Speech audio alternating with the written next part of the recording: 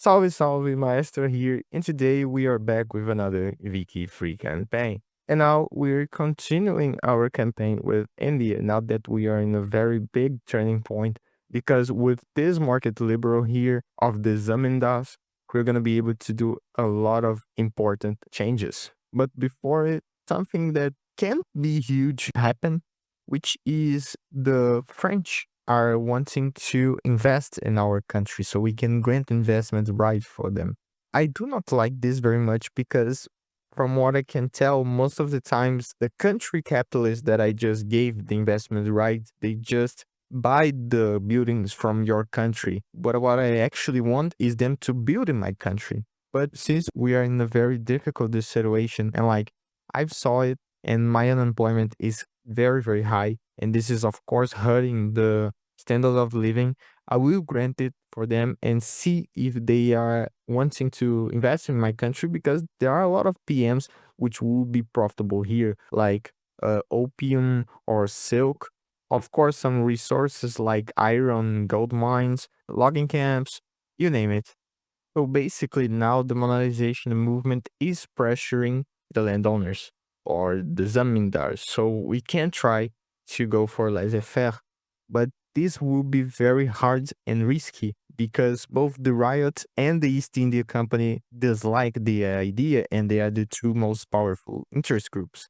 And they got some pretty tough bonus, like I need this authority a little bit, and this will decrease the tax income, but I think we have no other choice besides it. So just before I put the market liberal over the Zamindar's leadership, I thought that I could see if the leader of the East India Company could be market liberal. And it can indeed be. Like there is a 33% of it being a market liberal, which is very high. I didn't expect it that much. So what we can do is remove the industrialists from the government and then expelling this guy, hoping that the new guy will be a market liberal. And if we manage to do that, this will be perfect. So what we can do is remove the East India Company from our government and exile this guy, pay attention at this area here, and it's a market liberal. So we now can pass the laissez-faire that we wanted all the time. I'm just gonna put the Zamindaf here into power so I can put the agitator in power. And now we actually love what we are seeing here because we have a legitimate government that do support laissez-faire.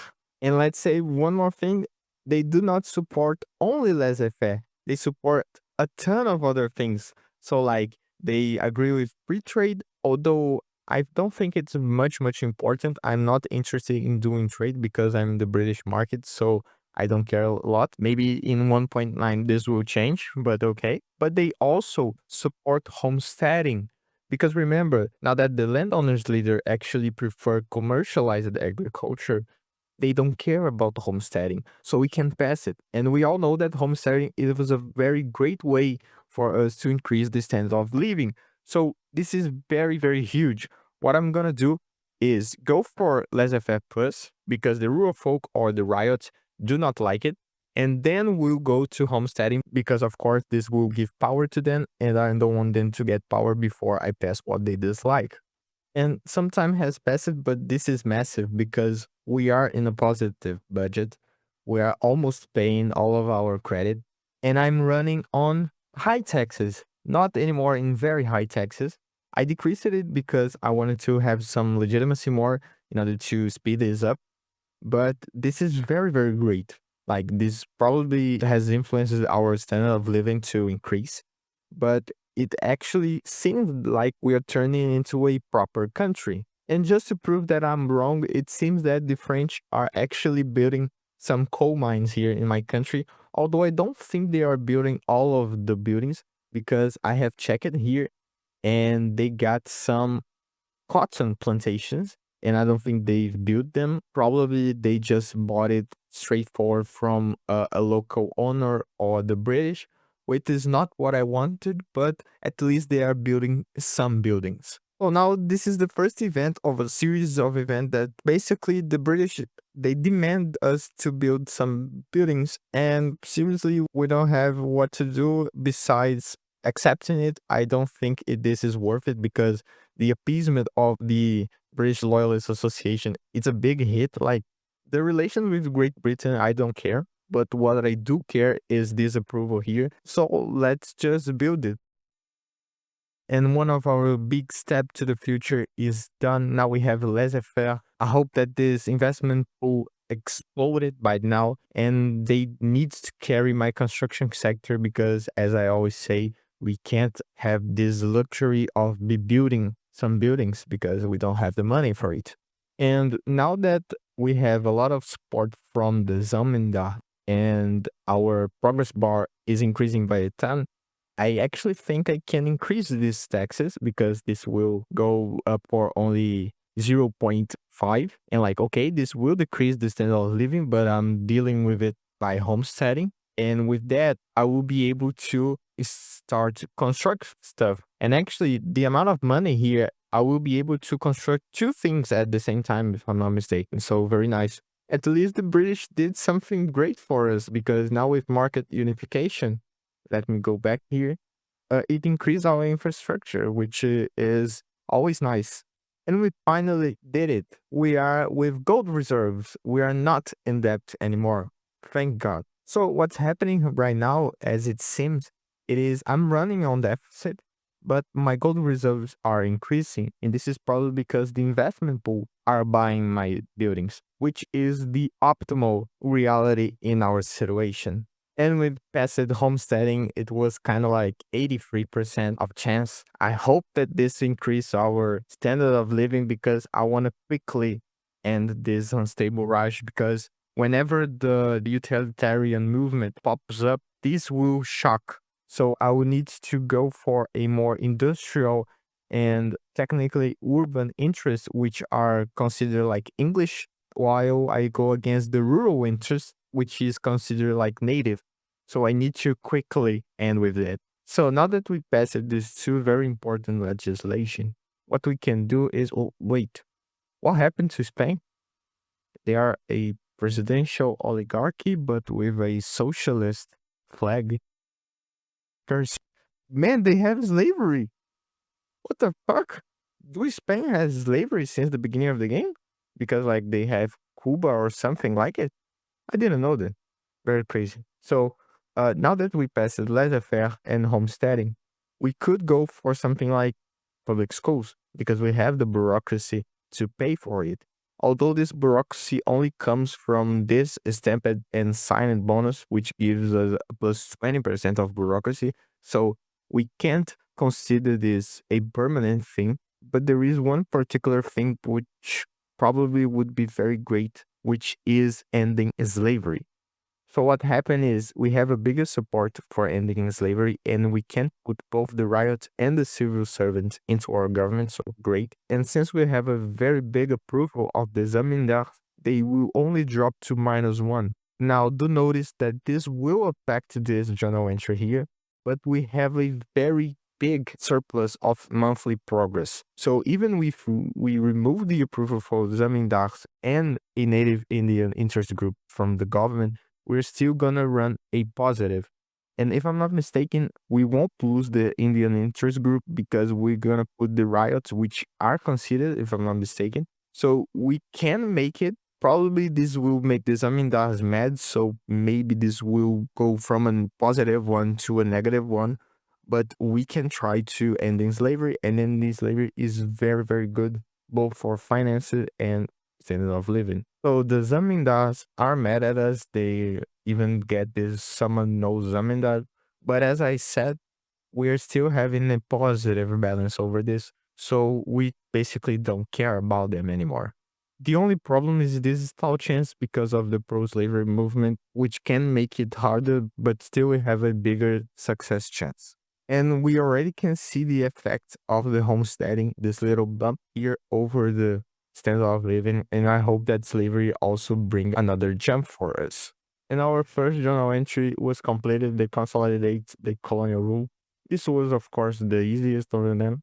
And now we can increase relations with basically everyone or increase the interest group political strength. I think we'll go with the political strength. I don't know. because I think that my relations are good with every one of them. So it doesn't seem that I need to have it. But I also don't see any reason to give power for the industrialists because their ideologies are trash. Although in some time there's gonna be a utilitarian that probably would take power into the industrialists.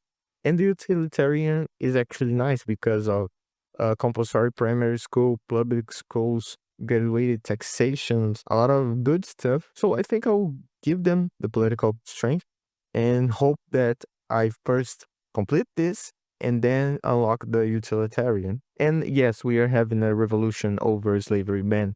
Let's see if we can pass it before anything bad happens because I don't want this to influence this. Now, I didn't notice that we didn't grab all of our claims because now Kabul is actually wanting us to enter in this war and they will give us a return state. So I'll just grab it because why not, right? So as I said in some time ago, we have a low inflammation, we have a positive balance. So I don't see why I don't expand over this region. So I thought about going for Siam and uniting the market with Vietnam or going for Persia. I actually gave exempt from service to Kalat in order to keep them loyal and also go for Kabul. So probably I will declare war on both of those. So I should have gone for this strategy before, but I don't feel like it's very balanced because rice farms is by far the best building in terms of profitability. Probably together with fishing wharves or logging camps, because what happened is they produce a ton of grain, much more than the wheat farms or maize farms, and their construction cost is the same. So what happens a lot is that if you have a situation like mine where you have a negative balance and you can't deal with debt and you want to increase your GDP very high, what you can do is just spam rice farms because their cost is very low compared to what they produce. So basically, what happened is this: I'm running a deficit, but my gold reserves are increasing. And I actually want this to increase because I want to establish another company and I don't want to get into debt for that. So I'm just building them not only because of that, but most because the grain is on almost minus 70% balance. Like the price is not that high, but I want to increase the production to increase standard of living. And it's also just an excuse to build this very OP building. And now we have slavery ban. We managed to do that without taking down the journal entry, which is huge. The Zamidas are very, very mad at us, but still we managed to do not take this down. And of course, I don't need to explain why slavery ban is great. So very nice. And we managed to not get a revolution, which is massive. Now, for future legislation, I could go for welfare state, going for poor laws. We have the bureaucracy, and this probably would solve our problem with the standard of living, which we want to increase to 10. But I want to see if I can do that now with slavery ban and only by the economy itself. I don't want to waste money on that. So I will go probably for public schools. And we already can see that our revenue increases a lot because of taxation. And this is, of course, due to slavery ban. And our standard of living is trending towards increase also for the same reason. So something that I think I'm gonna do only for the near future is I wanted to expand my construction sector because now we can't handle it. Just look at the revenue.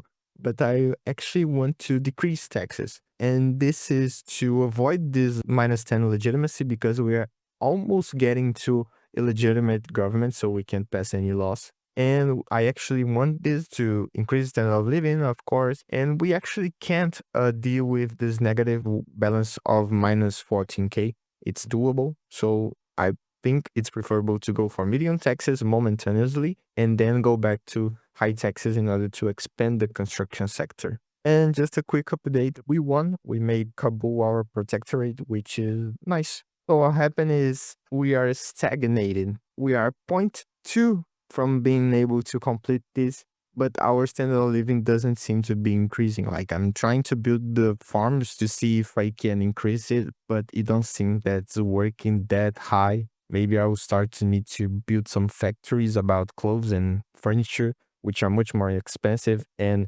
take much more time to be built. So what I think I will do is, now that we have a little bit of surplus of our forward, I will again decrease the tax in order to increase the standard of living. Again, just for the near future, just to complete this journal entry and to compensate a little bit, because then the deficit will be much higher than I wanted, I'll put some consumption taxes on this. And exactly as I said, just as I decreased the taxation, we got the unstable rush completed. Finally, we stabilized our country. Now we can go back to high taxes, which is exactly what I'm going to do. And just to say something about this journal entry and a lot of Victoria Free journal entry, is that they are very pointless, you know? Like, in my opinion, a lot of the time it disencourage the player to complete them, because I made two of them and both didn't give me some like very decent points. So I know that this is a implementation decision. I remember to read the devs talking about it, that they don't want to do like the mission tree from U4, where you completed the mission and then your country would be completely overpowered, and then it would enter in a cycle of launching a DLC, making a country overpowered, and now they need to launch another DLC to make other country overpowered in order to balance the game. Like, I know that they wanted to make a more sandbox game where everything can happen to everyone, but seriously, this led to a lack of depth to the game. So the journal entries, which should be like the mission tree from Europa Universalis, are just pointless. So they don't give you the reward that you would want in order to complete them. So what I think that they need to do, and I hope that they are looking for it, because I remember that they've done some forms. Probably they saw that Tinto Talks were successful enough to see what the players wanted. And I hope that they actually give to these journal entries some worth modifiers, even if it costs the sandbox characteristic of the game. I think could be worth it, and I would prefer it. So now that we did it, we can go back to high taxes.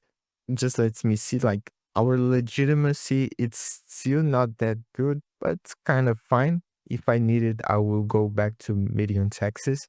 And now it's time to expand our construction sector finally. And now that paper is a little bit more cheap and we are in a much more stable situation, I started to go back and switch the production method of our government administrations to standardized filling system. And with that, we grabbed the filling cabinet journal entry, which leads to this event, which we can get bureaucracy or scientific progress on technology. And most of the times, the progress over technology is the best option because it's permanent, technically permanent. And now we have public schools, and together with that, I'm starting to build our first universities, because we haven't had a single one since the beginning of the game. And we are not in the cap of innovation, which is very terrible. Our literacy isn't improving since like 1840s, so we need to catch up. And we got one of those events where the British decide what we want to build or not. And surprisingly enough, they want us to build universities, which is exactly what we want to do. So very nice. So now we have this event here that I think we can buy a province by only 1.2K. So I don't see no reason why don't go for it. You notice these different events here. They are the performance mod that I talked about in the Russian campaign, I guess. I don't know why this happened. I tried to read the code, but I didn't find it where exactly generates this. So I just kept there. So I think we'll buy this state then. So right now, the United States also agree to have investments rights in our country. And although our situation is much different from when I gave it to France, some things are still the same. So like, I have a ton of population, the unemployment actually increasing. So maybe they will just start buying our goods and then the profit will go for their country. But being honest, right now, I just can't construct enough for my country. So even though some profit maybe will go away because they will buy the buildings, I think it's still worth it to go. Well, there is this event here, which basically I can remove the market liberal from the East India Company leadership. The problem is that they naturally go for extraction economy. So what probably will happen is that they're gonna be crazy mad about our legislation. But in the other hand, it can't be a utilitarian. And a utilitarian is a very great ideology for us because I can go for compulsory primary school. Public schools already went, but it is a capitalist that support graduated taxation, and I can go for affirmative action here in the caste hegemony. So I'm not very sure about it, but I will keep the market liberal at least by now, while I'm passing like right of assembly or other laws, because at least I still have the free trade in order to increase the approval of the industrialists if they get mad after seeing that we don't have extraction economy anymore. And just to point out, I'm passing right of assembly because like since we are a country that stays very behind in technology terms, this minus 10% technology spread is very huge, so I'm trying to take it away. So some time ago, I set the research to go directly to chemical bleaching. And I did that because I wanted this paper bleaching production method in order to increase paper production because we lack of paper. But I just forgot about it. And now that we unlock it, we do not have this problem anymore. So I kind of just wasted some time here. And again, another country wants to invest in us. Now it's Russia. It seems that it's very lucrative to invest in us right now, right? So, as I said, the American didn't build a lot of things. Let me actually check here. And like as I said, they already bought some buildings here on my country, like this opium plantation or this cotton plantation here. But it's still the same thing that I said. Like most of the money that's being produced here, it's going to England anyways. So I see no reason to give it at all. And also, Great Chin is accepting to support our independence. So another good thing. Some bad thing that I thought about granting these investment rights is that whenever I wanted to nationalize, I will get into a big trouble. But I don't think it's very necessary, being honest. Maybe I'll do it after I get independence. I'll try to nationalize it all. Now, as I promised, I think it's time to go for the Persians. And now we get a pacifist into the East India Company, right? Very crazy. I didn't expect that. And we can see that by loyalty, they doesn't care a lot about us being in laissez-faire. So it would be better to us if we just knocked the other guy out in order to see if we could get a utilitarian. And in order to win this war, of course, I will not try to naval invade because just look at the size of my navy. What I can do is enforce military access over Kalat. They will get a little bit mad at us, increase limited desire, but they're fine, you know? So we can easily go for it. So remember what I said about free trade? Well, actually now we want it because the East India Company wants it, and I don't want to lose a little bit. Although it would be fine, but I will not compromise it. And we established Persia as our protectorate. So now we can turn our eyes into Siam, and yet, very easily, we managed to get betrayed. And finally, someone accepted to give us military assistance. Now, even the Great Qing wants to invest in our country, but like, I think that this is too much because they don't have money for themselves. Imagine to build in my own country. Like, they're probably just buy some buildings from us. And like, I'm actually having trouble with it because I'm with this slot for a long, long time and I wanted to save them for the Tata company. If you don't know the Tata company, if this is the same Tata company, they are a very big company in India, not only in India, but in the world. And it's my preferable right now, but I can't establish them because my private session doesn't have enough textile mill here in West Bengal, which seems like the only place that it can spawn. So like I'm trying to build as much as I can to see if my private section can hold 5 of them at the same time, but they even sold one right now. So no investment rights for Chin. And now we finally managed to stabilize our country. We finally have some proper laws. We finally have some proper economy, some proper financial, a proper government in order to run and complete this game. We managed to complete the 2 initial East India Company journal entries, and now that we stabilized our country and expanded into our natural border, let's say, we need to seek to continue our campaign with the utilitarian journal entries by unifying India and finally getting independence. But this will come in a later time because I hope you like the episode. Come and like, subscribe, and I see you next time.